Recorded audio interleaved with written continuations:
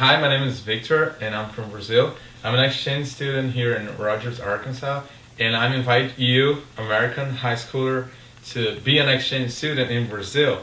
Uh, First of all, being an exchange student is something very special. It's a very good experience and something that will be forever in your life.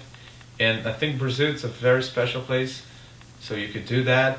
We have high school in Brazil. It's very special. You meet new friends, and the people in Brazil, they will give you attention. Of course, we like people from other countries. We respect ourselves, something that just Brazilians can understand. So I think you guys should know more Brazilian people because we're very good people. During weekends, you one day you would play soccer with someone in Brazil because that's what we do.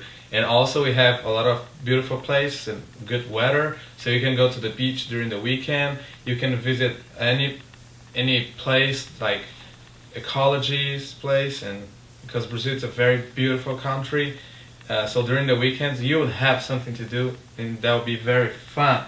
Also, we have a good food, so when you finish your high school, like when you're done the day, you go home and you eat a lot of very good food with your host family.